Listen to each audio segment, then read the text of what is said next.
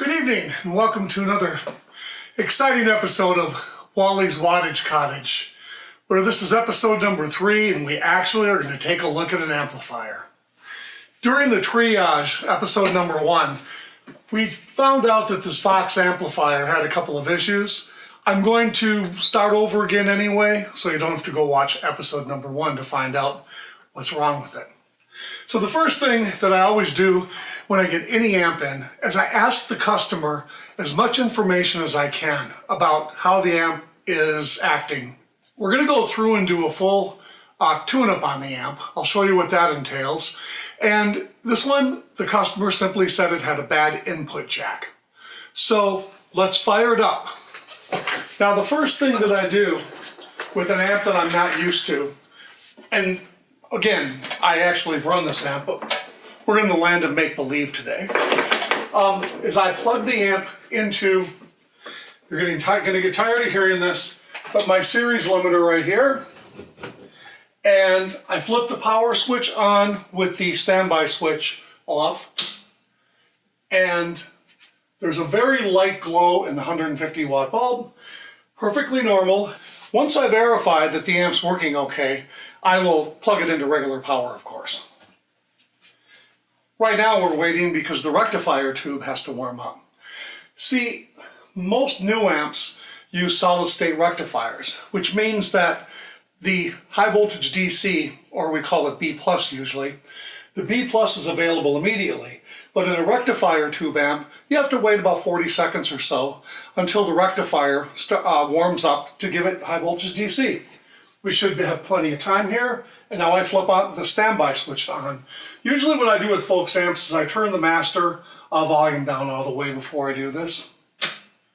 And again, I don't know if you can see it, but the light bulb behind me is glowing a nice orange, which is pretty normal.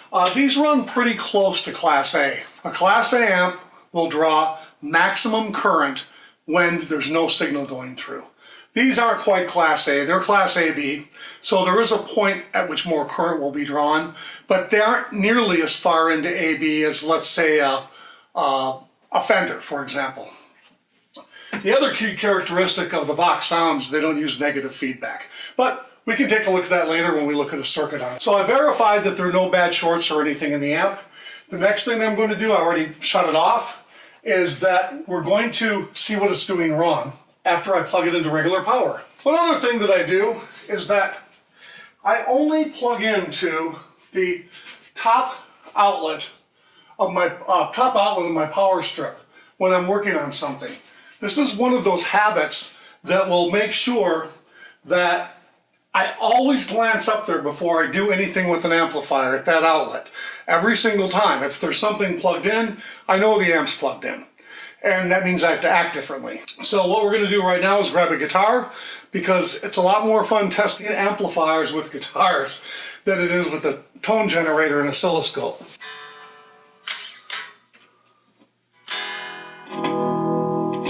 Okay, we've got some crackly noises in the master. Has a noisy volume pot too. Treble's noisy. More than likely what's happened here is this has probably been sitting for a while, broken, and the customer probably has other amps to play. And any amp, or most amps when they sit for a while, will get noisy pots. The best way generally to make them not noisy is just to keep flipping them back and forth. I use cleaner when I have to, but a lot of these new pots are carbon deposited on like nylon or plastic. And you don't want to use solvent on them very many times or the carbon starts coming off. So let's test all the other functions.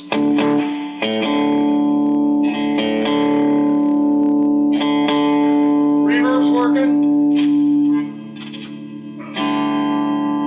Tremolo's working. Pots are really dirty.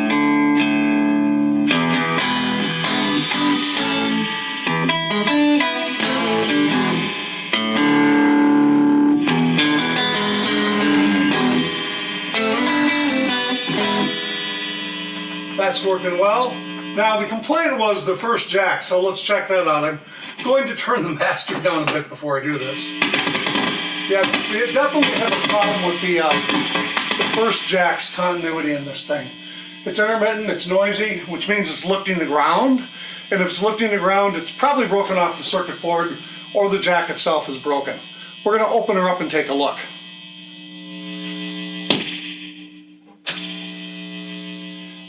When I power down the amp, I generally leave the standby on and kill the power. It just makes it drain the B+ voltage that much better. Although we're still going to check it. Okay, so while I'm opening up the amp, I'm going to unplug it from the outlet. I've already turned it off. This box here, there are screws in the sides that actually hold the chassis in. So if you'll notice, unlike some other amps of this design, this has no screws on the sideboard, which lets me know when I pull these screws off, we're not going to be releasing and dropping the chassis or anything like that. I have several magnetic trays here to put the hardware in, although you still have to be careful because sometimes these little finish washers are not magnetic. Sometimes they're made of old amps. A lot of times on old ones they may be made of brass and that, but on some newer amps they're made of stainless steel.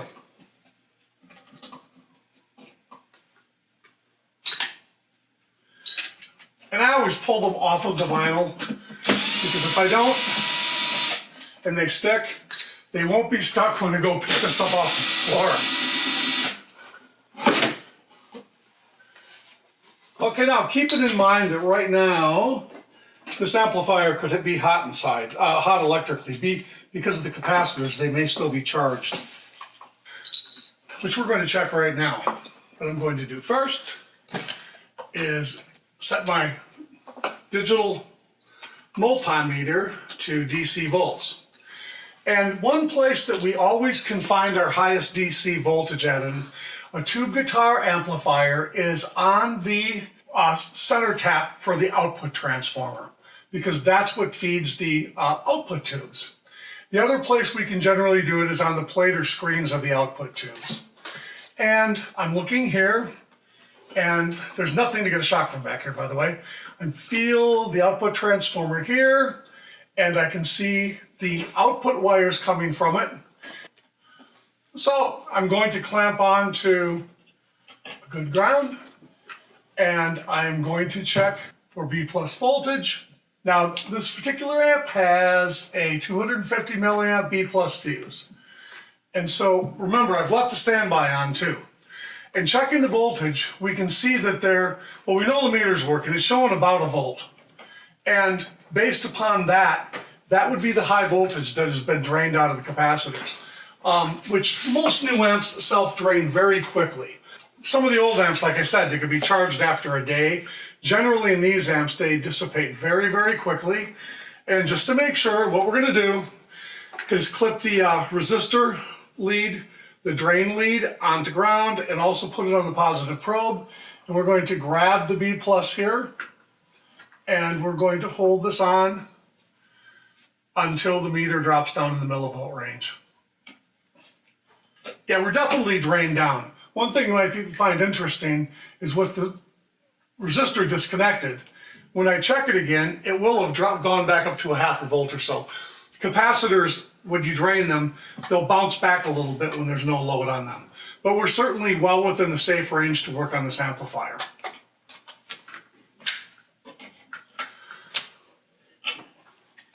So right now, I've verified that the thing's drained. I can put my hands in there and do whatever I need to. As I suspected, it's a circuit board and the jack is broken off the circuit board. We'll take a look at that. Okay, I'm gonna grab something to point with here. And I probably, just even though we know it's drained, probably shouldn't use metal. Being on video is making me do a little bit more careful job of some things. This right here is the jack that is acting up. And when we wiggle it, what it's doing is it's crackling really badly like the ground is lifting. And I hope you can see this in the video. but it's extremely loose. It's broken right off of the circuit board. So this is no fun in the newer amps like this because I have to remove every knob. I have to remove every single nut holding the pots in place and the jacks. I probably have to remove some wires, but it looks like on this one, maybe just the ground wire. Some amplifiers, there's a whole bunch of cabling that has to be removed. I verified the complaint by finding out it was making noise. And what I've done now is I, through the symptoms, have made a guess of a hypothesis of what I think is wrong with it. I couldn't even say that word. And then taking a look at it now, I'm 99% sure we found the root problem here. So before I even do a tune-up on this amp, I'm going to pull the circuit board and get this jack fixed. Okay, let's take it apart. First thing I'm going to do is pull all the knobs. They have little set screws, these chicken head knobs do, so all of these have to come off.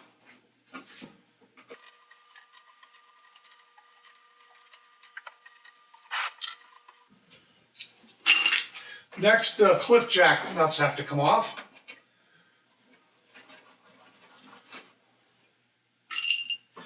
And there are several ways you can take your choice on how you like loosening nuts on the amps. I don't want to scratch anything. I have these little duck-billed pliers here. These little duck-billed pliers I generally use. I have sockets too if I need them, but I just find these are really nice to use. Also, you don't want to over-tighten these nuts when you put them back. It will strip everything out.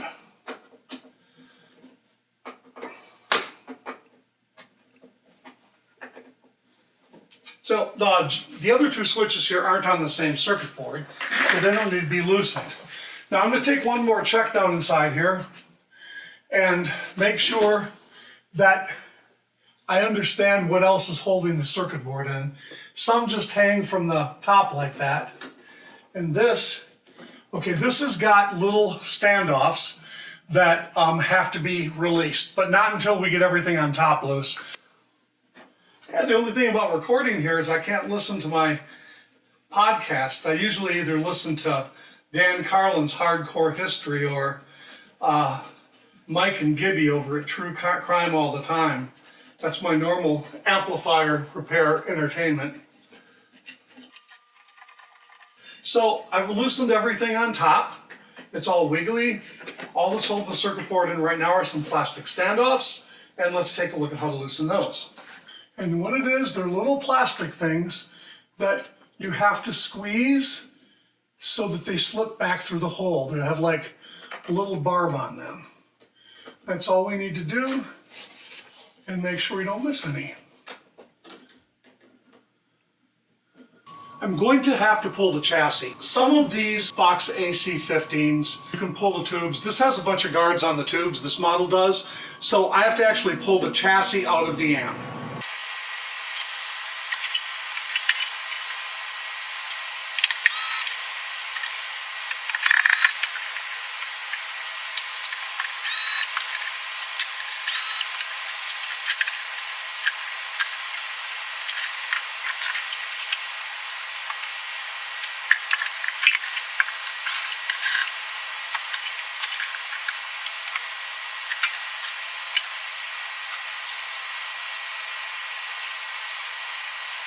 One of the things I noticed as soon as I got this amp out of the chassis is it's been worked on before and somebody didn't bother putting the part of the guard screws back in, so it's missing 3 screws. People take stuff apart and somehow assume it's okay to, especially a working musician's amp, because I can guarantee you one of the things this is doing with those screws missing is this guard is rattling around, probably causing a lot of extra unnecessary noise.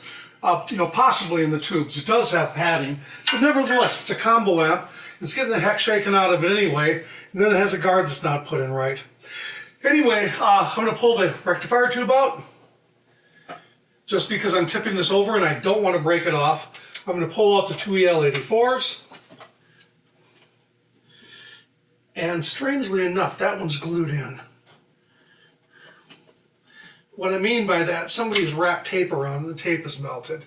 These are JJ's I'm not going to do any brand placement here, but pretty much on these Voxes, these 15s run so hot, I pretty much won't use anything other than JJs in them myself.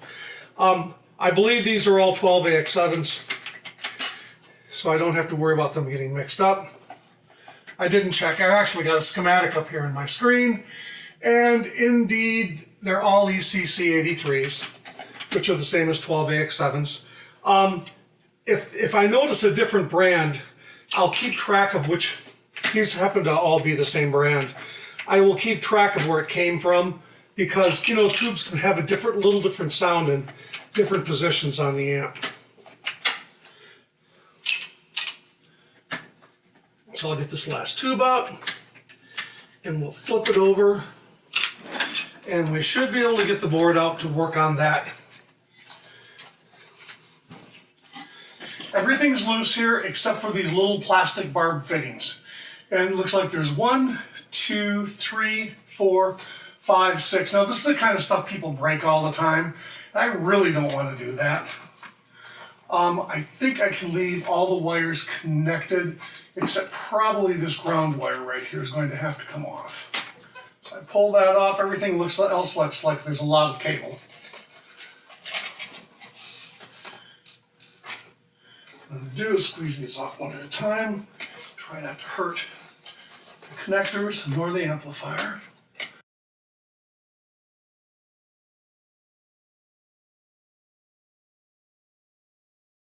And there that little baby is. I gotta tell you, if you decide to do this, be careful. Now I want to show you something cool. First of all of these have little washers on that have to go back on. We don't want to forget that.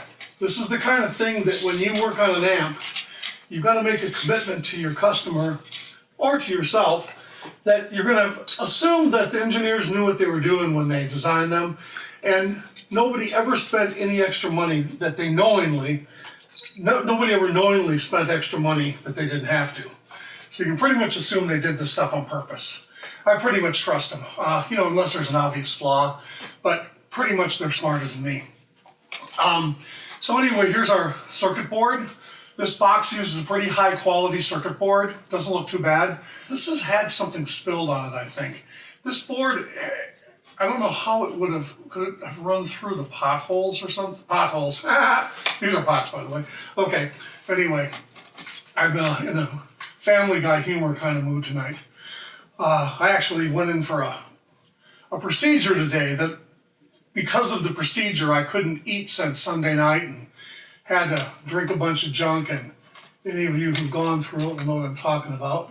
So I'm in a pretty good mood right now because I've been eating way too much food in celebration of my victory over the endoscope. Okay, anyway, so what's wrong with this amp? Like I said, these solder joints are clearly broken. I'm going to try to get a close-up here to actually show you the solder joints. So here we go. You can see the jack, they're actually broken right out of here. So the good news is, in this case, it did not hurt the circuit board. And that's really good news, because sometimes it breaks the circuit board and everything. So what I'm going to do to repair this one is two things. Number one, I am going to, of course, clamp this back together and solder this up really nicely. And then number two is, I'm going to drop a little bit of super glue right at the top of all these connectors after they're in tightly, because it'll be a little bit more flexible than the solder and may just give it a little edge so it doesn't get pulled out again, okay? One thing I want to point out about the other thing about this amp, it's built pretty well. A lot of amps that you take apart do not have these little braces like this on the pots. So when you pull them out like I just did, you end up bending pots. And sometimes after only 2 or 3 bends, they'll actually break off. And that is a son of a gun, because not only do you have to solder little tiny solder joints on these kind of boards that aren't really made to be fixed, but you have to try to find a pot that is the right value, the right taper, and the right form factor or size. And that can be really difficult. So let's take another little look around here. A little more look around this amplifier. Let's see what else we can see. They'll use their heads over here because their actual rectifier tube socket is not on a circuit board like the rest of the things.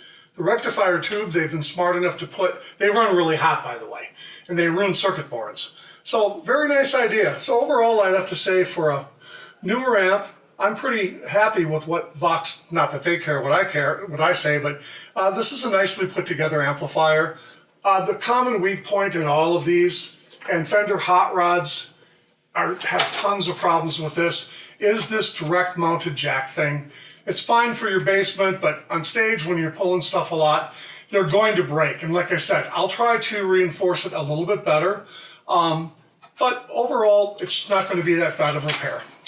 I'm going to grab my baby gun with the bent tip,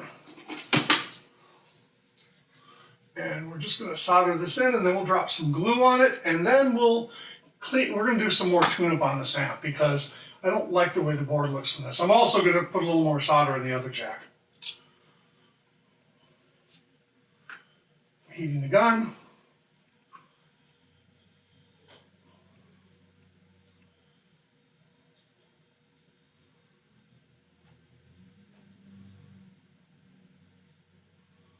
By the way, I'm going to stop for a minute and show you something.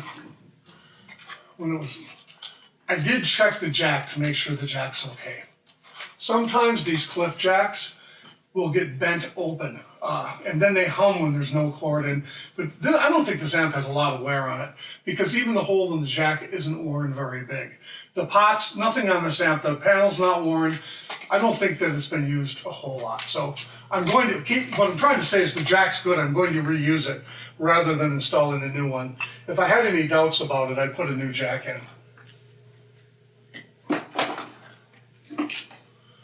Or soldering iron again. And again, this first one I am going to push back on. I'm pushing on the back of the jack. And again, we want the part to smelt the solder, not the gun.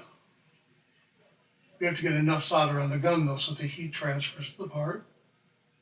Nice.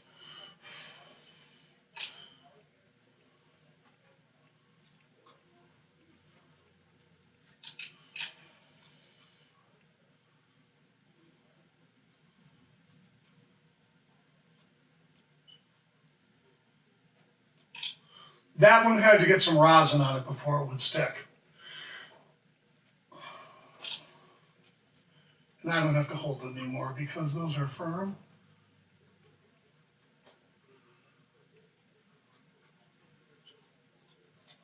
Actually, it might have moved. I'm pushing on the back just in case. And we're going to make sure this one has some big old balls of solder on to keep it from pulling out so easily. Solder is not supposed to ever have been a mechanical strength factor. It's supposed to be electrical primarily.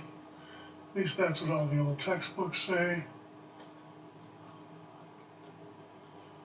And it's just fine holding parts in the circuit board, but to hold parts on like this that are getting pulled on in that, it never was a good engineering idea. If this was broken really badly or the board was bad, what I do is I put a different kind of jack in and I just run wires to where it used to be mounted.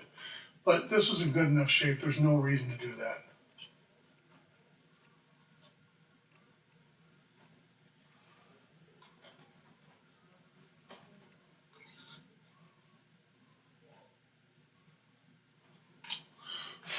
Very nice.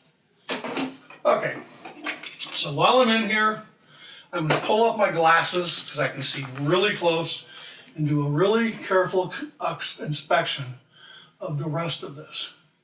So one thing I noticed right away, I knew the amp had been opened before, as I said. It looks like there's one manual solder joint here over in this area. I don't know if you can see it. Let's see. It's right here. And the thing is about that, let's see if we can actually get in and look at it. I'm not sure if that's possible. That very well could have been done at the factory too. It may have failed a test and they had to resolder one of those. I've got one over here that looks really flaky. Let's see. This one here is definitely missing solder. You know, you might wonder why I'm using a gun on a board. I've been doing it I've honestly been doing this over 50 years. And I've never wrecked a board. Well, I might have when I was younger, but I kind of know when I should do this and when I shouldn't. And I do have smaller soldering irons, but this is fast. And as long as I'm not cranking on the board with a lot of heat and I stick with the part, it works out pretty well. It's tremendously faster than, well, usually it is. I think I have a tip problem here, maybe.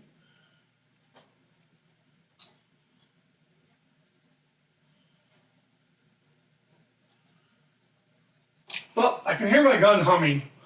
It's probably cool you guys get to see this, but what's wrong right now is that I've got a problem with this thing heating, and these guns do this when these nuts get loose because this is very low resistance. And I dropped this thing the other day, as you can tell by its mangled tip. While I was learning how to make video, I tripped over the cord of this. So, let's see. But when the thing goes like yeah, it's making a little funny noise. That generally means the tip's making bad contact. Because this usually heats up very quickly. There we go. And since we're dealing with such low resistance, and that's how the gun's supposed to work. Oh, let's see if there's anything else that looks rough here. Okay, there's something else I don't like. There aren't many of them, but there are some tips. I guess it doesn't matter. We'll be careful. Some of these tips were never cut off at the factory, and that's kind of weird. Unless this thing blew up and had a lot of repairs done, but I don't think so. Here's another one. You can actually see air. You can see light through it because it was mis-soldered at the factory. Remember, these are soldered by wave machines. They're soldered in waves. They aren't soldered by humans. But definitely, that joint up there that I showed you before, this was absolutely soldered by a human. It's not wave solder even. It's just like mine. They have a different sheen to them, and they're more bubbled when you do them by hand. Okay, I think we're in good shape. What I want to do, though, I don't like the way the circuit board looks. Like I said, it looks like something might have been spilled on it. And what I do, when I have customers' amps in here, unless they're like sitting here waiting and, you know, like the engine's running, I like to do a little bit more cleanup on them. And so the two things I'm going to do while I have the board out, part of the tune-up always is to clean the tube sockets and all the jacks. So since it's sitting here, this is a great time for me just to take some electrical parts cleaner and spray this down and take a toothbrush and just any like stuff that's loose on here, I'm getting it off. And this circuit board still is quite mottled. Now let me see something. I just looked my finger and did it. Now why I did that is that if it's water-based, like from pop or something, the solvent won't take care of it. So it really is, it's a mess. It's got pop or something on there. I'm going to look for a wipe, and we're just gonna wipe this thing down. And I know it sounds weird having water and electricity, but in this particular case, it's not gonna hurt anything, and it's better than what looks like, I don't know how it could happen, like I said, but it looks like pop or something's got on there.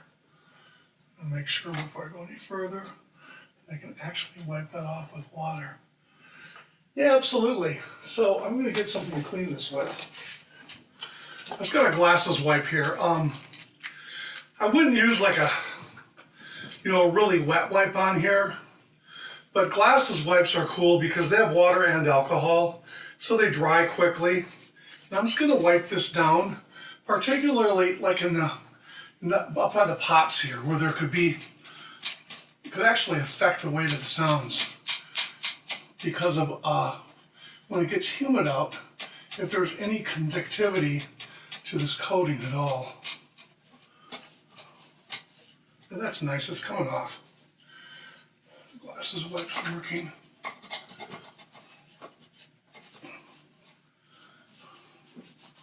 And just so you know, I do a lot of amps, but I don't see this real often. And I don't think it's from processing. It's possible that this is from processing that this happened, but again, it's not something that I've seen a lot, except where stuff's been spilled in amps.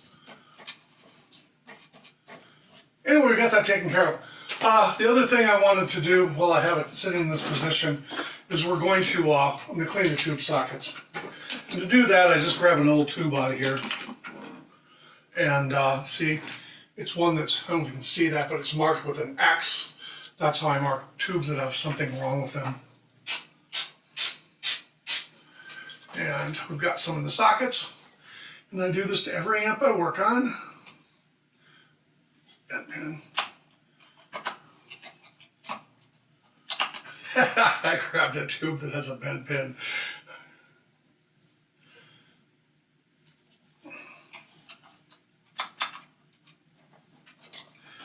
And I just go like that. I'm not wrecking the sockets. I don't do it too much.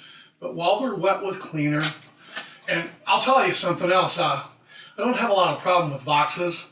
With the Fender Hot Rod series, their sockets get bad, and it's one of the main reasons I get them in here. They sound like they're haunted, making terrible cracklings, cutting in and out. Poor guys are on stage, and the amp's just horrible. And this is a lot of times what I do. I have dental tools and little brushes to clean those out too. But this thing seems that's in pretty good shape. The only other thing I'm going to do while I have this thing open is I'm going to clean the jacks. So I just grab a plug. Oops, starting tie wraps everywhere. And I clean the jacks out like this. Spray the contacts, and then open and close them a few times.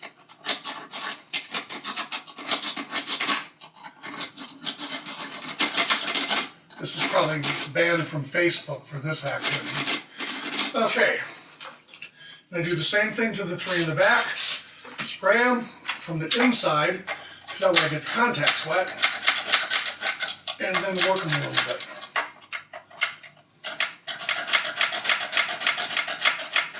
Next. Okay, this is ready to put this part back together so we can run it on the bench.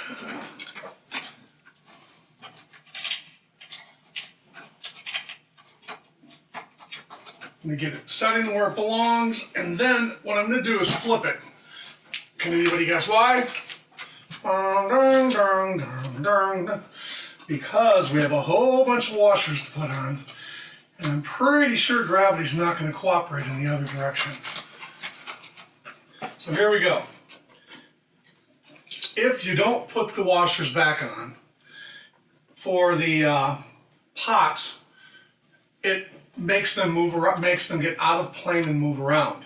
So when they're tightened up, they're not square, and it pulls on the connections, and eventually they break.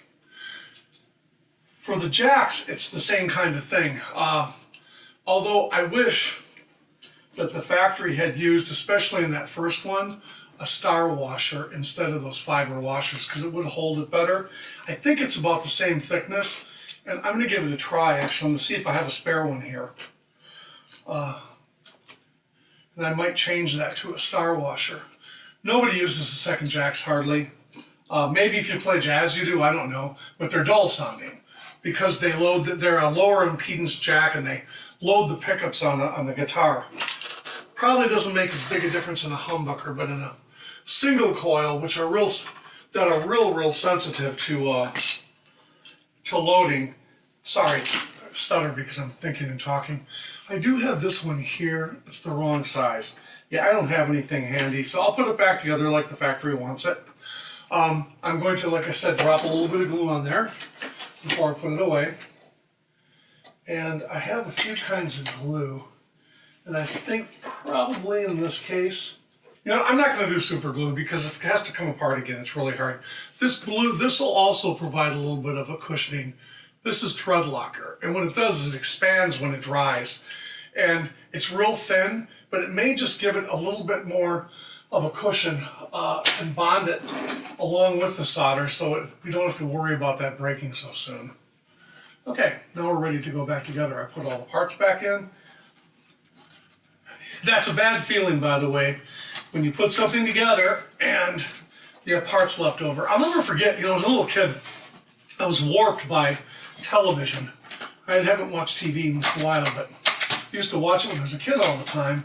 And I remember the Beverly Hillbillies, Jethro had a 53 or 54 Chevrolet convertible that he put together, taking this girl to drive in, and there were a whole bunch of parts left on the ground. And even at that age, probably was in '65, so I was 7. it probably realized that there was actually a transmission sitting there, so it couldn't have gone in real life, which always disappointed me. I expected better out of the Hollywood writers, I guess. Okay, I got all the little snappy things, all of the little, you know, standoffs. Everything's hooked up like it's supposed to be. I only disconnected one wire, and I'm gonna check everything right now, make sure none of the reverb wires came unplugged, none of my multi-connectors came unplugged. Everything looks secure, because otherwise I'll forget. So I'm gonna flip it over and then put all the little, put everything back on the front of the amp. Let's see here. Want to get it up where you can see it. I keep these spray can caps to use as little holders here too. You know what else I want to do? Since we have the front of it off, kind of want to clean it off a little bit too. I don't overspray this on the amps. It's a bathroom cleaner, but I do put it on the cloth and then get it smooshed in there and then use it as a wipe down. Part of the reason is it's a sanitizer. I don't worry about a lot of stuff. Uh-oh, I'm wiping off his little green dots. I'm gonna be careful about that, but the only time you get a chance to really get this cleaned up is when there are no knobs or anything on it. Oopsie. I wonder if this green, oh, it might be like correction fluid or something. I don't know. But we left enough green dot behind that you can certainly see where they are. Cool. Okay, here we go. I'm going to hold this in place. On anything that you tighten, unless it's otherwise noted, anything from a cylinder head to, well, an amp chassis, it's usually a good idea to start in the middle, like even a cabinet back with a bunch of screws, and then work your way out, because it allows everything to stretch into place toward the outer side.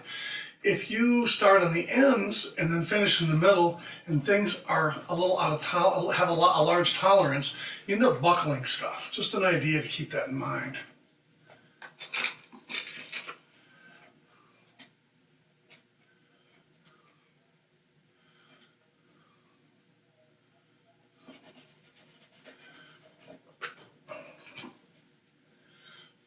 For some amplifiers or some electronics, like some of the bass amps that have 30 or 40 of these on, I'm not above using a deep well socket in the zapper, you know, a driver gun. But for this, it's not worth even finding the deep socket, nor the chance of scratching something up. This amp's in pretty beautiful shape.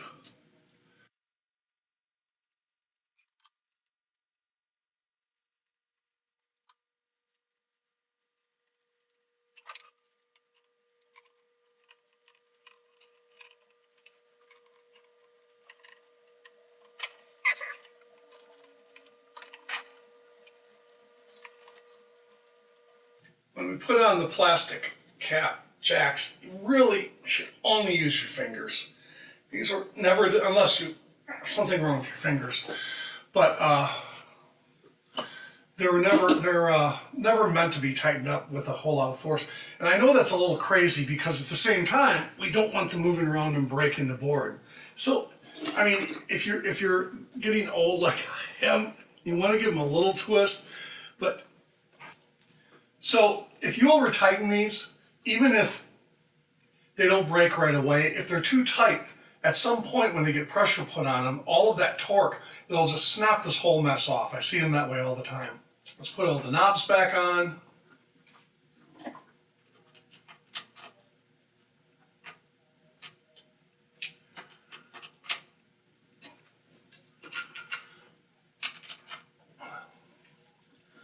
These knobs are easy because they have a flat spot on them. The shafts do. A lot of times you're putting these on a round shaft, so you have to be careful to line everyone up in the right position before you tighten it. These are very easy. They're pre-indexed. Yay, all the knobs are on. Okay, the next thing we're going to do is we have the jack fixed. we're going to plug in a dummy load first. Run it on the scope, make sure it's putting out the wattage it's supposed to and everything looks good. And then we're going to hook it up to a speaker and make sure none of the tubes are terribly microphonic. Remember, I clean these when this board is out. these power tubes I have to clean from this direction here.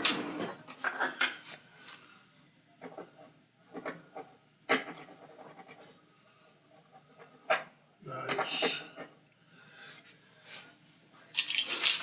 I have a tube tester. I don't test tubes unless we're having an issue and I'm worried about them, or unless I'm blueprinting an amp. And then I test them all to see how their transconductance compares, because I can choose tubes for different parts of the amp. But on a normal amp service, there's no reason to test the tubes unless something's acting up. If I see that the power output's a little bit low on this, or if it's dull, or if there are any weird sounds, then I'll test the tubes. But the reason is the tube tester doesn't tell you a lot unless you pretty much can recognize there is a problem. I would have to say the tube tester is not a required piece of equipment to be an amp tech. People could argue with me, but sometimes it's, when you consider time versus cost, sometimes it's easier just to keep a bunch of tubes to swap in, and if the tube fixes the problem, then voila, it was a bad tube. Hey, I used French, that's pretty cool. Okay, we're gonna put all of our preamp tubes back in. If you're new to doing this, one thing, almost all amplifiers have all of the the 9-pin tubes, that is at least the preamp, oriented the same way. So if you are doing this blind and you can figure out where one's indexed, the rest are all indexed. After a while, like on Fender amps, you just reach up inside, you can just reach up inside and just put them in, and you'll get them right every time. Very good. Okay, just to double check, all the knobs back around, the tubes are in. I'm going to check our wiring one more time without breaking off the rectifier tube. We don't have anything hanging out, nothing's funny. We're going to turn the reverb down all the way because the cables are hanging and it will just hum. Okay, now I'm going to grab the power cord. Now keep in mind, I'm not recommending you do this, but I am running it out of its chassis. So I have to keep my head on straight that I don't reach inside underneath here and stick my fingers underneath here or anything. Here is my dummy load. It's two 100 watt, 50 or 100 watt, 8 ohm resistors with a couple of switches. It can be 16 ohms, or if I put it this way, it's either 4 ohms or 8 ohms. There's a voltmeter hooked to it so I can calculate wattage. And then there's an oscilloscope hooked up to it also. That's what this whole mess is here. And I built this myself. Maybe one of these days we'll go through how to build one. It's not that hard to figure out, but I'd love to help you. But tonight we're just going to use it. For this test, we're going to use a function generator or a signal generator and the oscilloscope. If you don't have a scope, don't worry about it. You'll be just fine doing it with a guitar. But what this allows me to do is get a very good handle on how this is actually operating, how many watts it's putting out, and how it's responding frequency-wise. Gives me a good indication of what kind of shape the tubes are in, or it identifies any other problems. Like, one thing I know that we'll see is that the pots are still dirty. I haven't cleaned those yet. We'll do that last. I plug in, as always, to my top outlet, so I can see what I'm doing. I'm going to fire up the amp. We'll try the different impedances. It's another trick. By switching loads, you can pretty much figure out very easily what the amp is rated at, because it will put out the most wattage at its rated output. At least on a tube amp. Don't try that on a solid state amp. We'll start out at 16 ohms and see how it goes from there.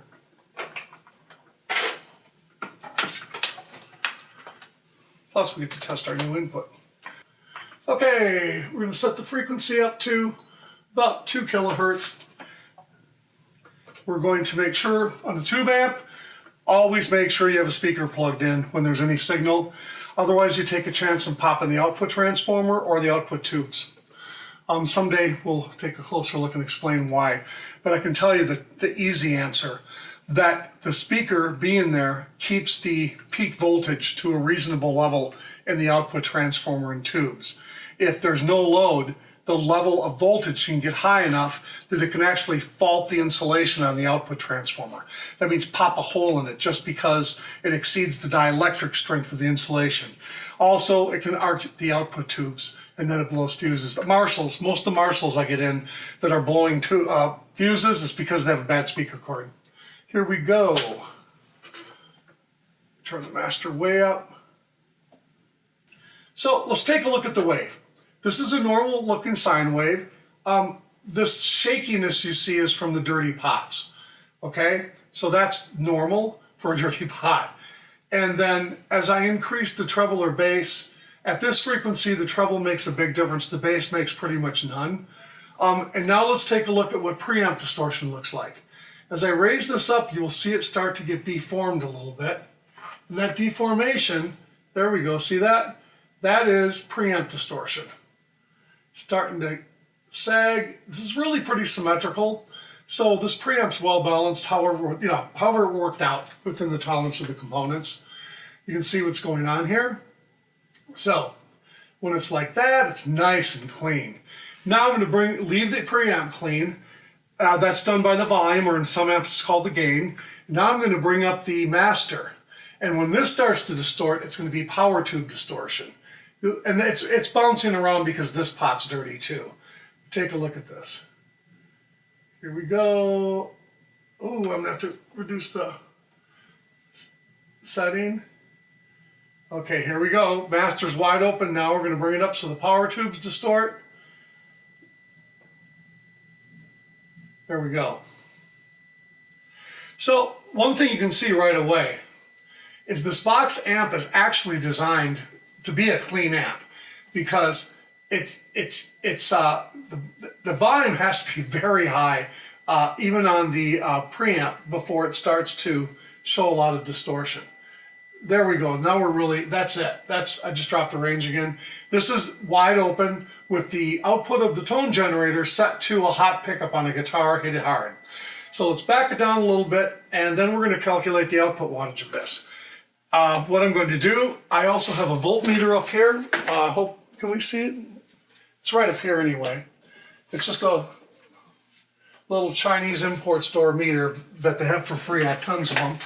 And all I'm going to do, it's very simple.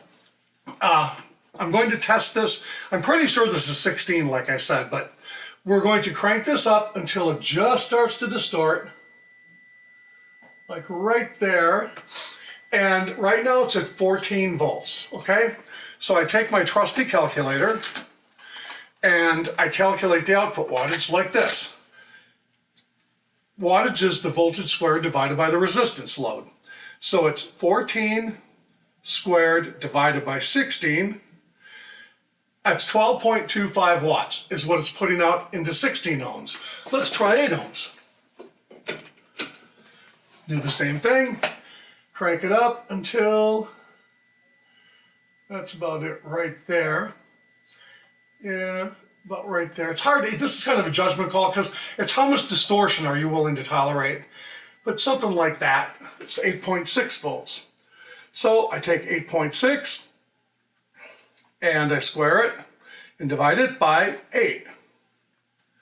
And that's 9.2 watts. If I drop it down to 4 ohms and we crank it up, that's about it right there. Pretty obvious. It's 4 watts. So we went from 4 to whatever to 8 up to 12 1/4, which is about the right output for this amp. It's called an AC15, but that's with a lot of distortion. So throw it back over to 16 ohms and we'll run it up one more time. Show you right up to, let me bring the frequency up a bit.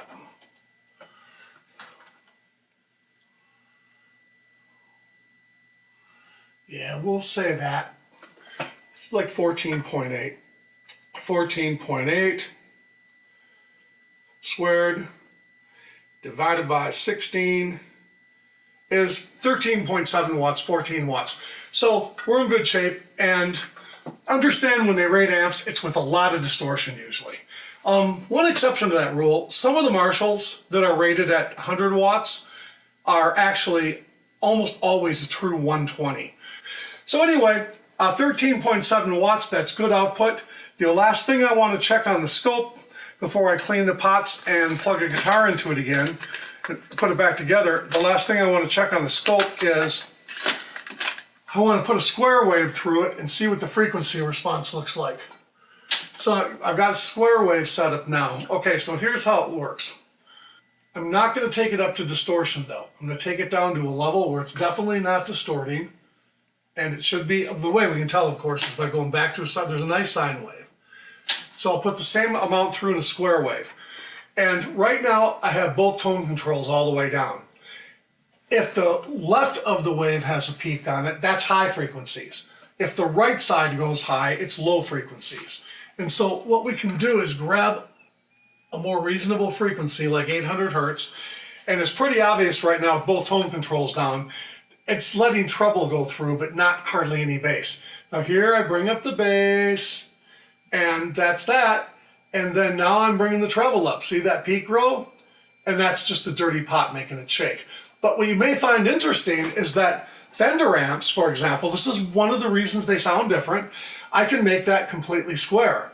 Any amp with a mid-range control, if you turn the treble and bass down all the way and the mids up all the way with the bright switch off, guess what? Flat top wave. So everything tests out good about the amp so far. What we're going to do now is get it off the scope, hook up a speaker and start banging on it and make sure there are no weird noises or any great microphonic tubes or anything like that. So I'm going to shut down the standby and then shut off the power, but on this amp it doesn't matter what you do first. And I just have to remember, and you have to remember, it's plugged in, so the bottom of the chassis is hot right now. But I'm going to get it set up for sound. One handy thing to have around are gender changers. Double females. If you're working on an amplifier with a 1/4-inch output, it lets you use their speaker cabinet remotely. So you can test the amp on the bench. Now I just plug the speaker wire into this and then plug the amp speaker into the other end, and we should have a working speaker down there. Turn the power on and we'll wait for it to warm up a little bit. And the first thing we're going to do is turn it up and bang on the tubes a little bit and see what we have as far as sound quality, microphonic quality out of tubes.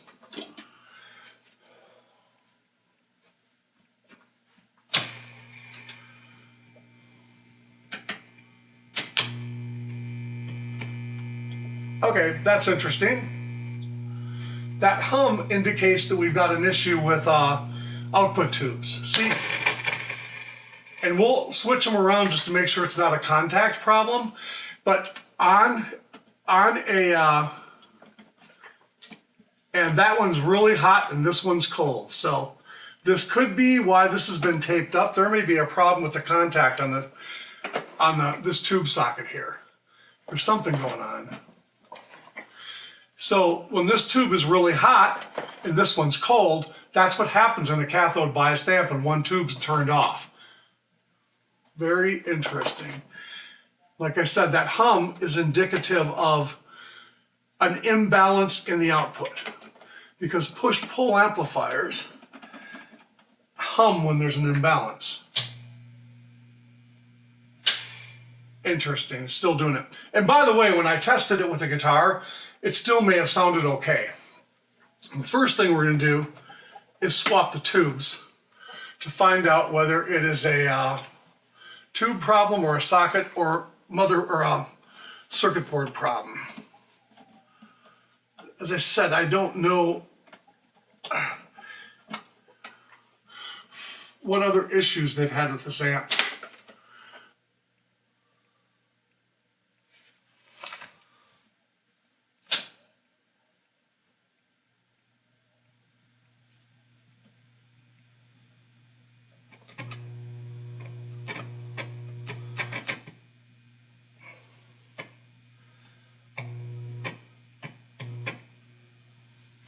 Yeah, this amp has some other problems. Now, right now it's fine.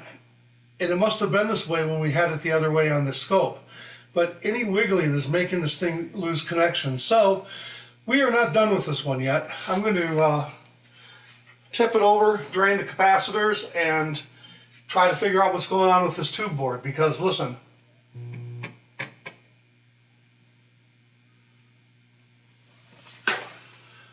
That's why this has been all taped up and everything. Stop.